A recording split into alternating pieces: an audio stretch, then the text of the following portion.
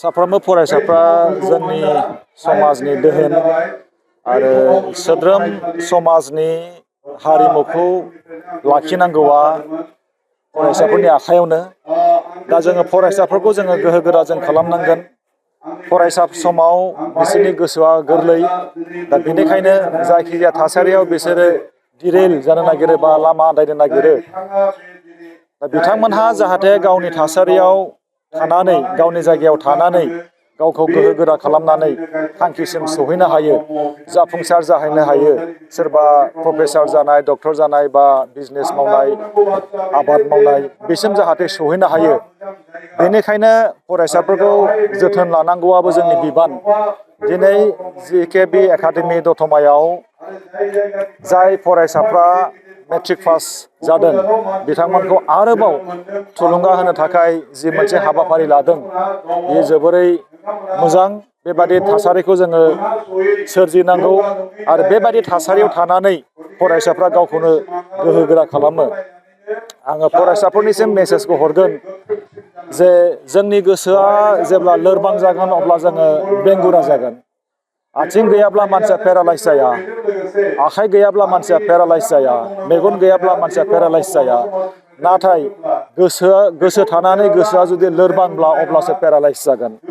दा बेनिखायनो गोसोखौ अर्गेनाइज खालामनांगौ, गोसोखौ गोख्रों खालामनांगौ। बेनि थाखाय फरायसाफ्राबो बेबायदि हाबाफारियाव बाहागो लानांगौ, गेदेरफोरनि बाथ्राखौ खोनासंनांगौ, फोरोंगिरिफोरनि, बिमा बिफानि मोजां मोजां बाथ्राखौ खोनासंनांगौ। फंसे रावानो मानसिखौ देरहासार खालामनो हायो, फंसे रावानो मानसिखौ बिराद गोहो गोरा खालामनो हायो। नैबे समाव आङो बुंबावगोन, जोंनि समाजाव माब्लाबा माब्लाबा गाज्रि रोखोमनि बारहावा बारो।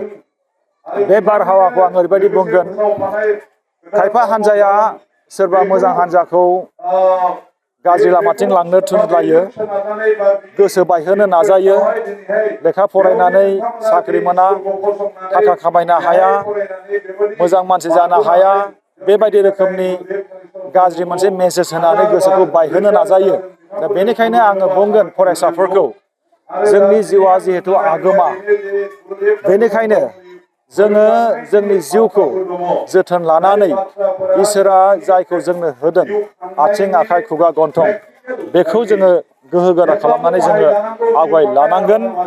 सोरबा जोंखौ जुदि गाज्रि बुङोब्ला बेयाव गोसो बायनांगौ, बेखौ आं मिथिगौ। नाथाय बेखौ आङो जोथोन लानांगौ।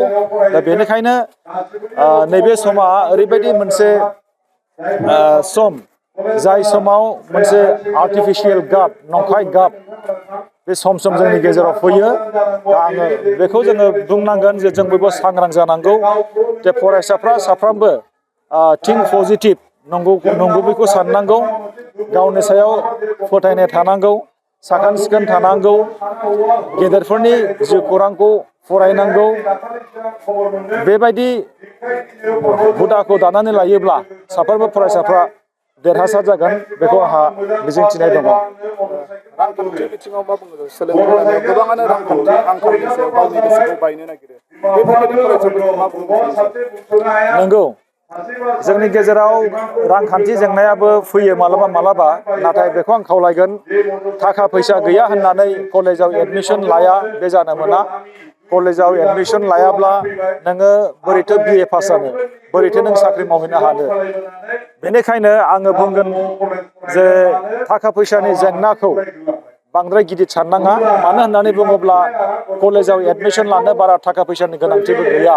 आरो बेबायदि मोजां खामानियाव मदद होग्रा मानसि जोंनि समाजाव गोबां दङ। एडमिसन लानानै होग्रा, फरायनायाव थुलुंगा होग्रा गोबां दङ। दा जोङो जुदि माबा मोनसे जेंना जादों होननानै बेनि थाखाय जोङो गाबबाय थायोब्ला, दुखु मोनबाय थायोब्ला जानाय नङा। नाथाय जेंनाखौ जोङो बोरै सुस्रांगोन, बैखौसो जोङो फकास खालामनांगौ।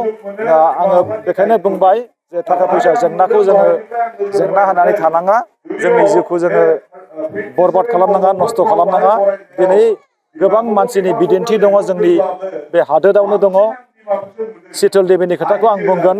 बिथाङा थाइनै आखाइबो गैया, थोंनै आथिंजोंनो बिथाङा इसोर सिबिदों, थोंनै आथिंजोंनो बिथाङा लेखा फरायदों, आरो थोंनै आथिंजोंनो बिथाङा बोरला गावनानै सनानि मेडेल मोननो हादों। बेनिखायनो आङो बुंगोन फरायसाफोरखौ बैबादि साक्सेस स्ट'रिखौ फरायनांगौ सोलोंनांगौ शीतल देबियाबो जानो लोंनो थाखा फैसा गैयामोन माइरं दैरं गैयामोन नाथाय बिथाङा गाबनानै थायाखै दुखु मोननानै थायाखै गोनां जानाय समाव बिथाङा मानसि गेदेरफोरनियाव थांदों आखाइ फोलावहैदों रिलेटिभ्सफोरनियाव खुरमा बाहागिफोरनाव थाखा फैसानि मदद बिहैदों एडमिसन लानानै जाहाथे बियो फरायनो हायो बेनिखायनो थाखा फैसानि जेंनाखौ जोङो जेंना होननानै थायोब्ला जानाय नङा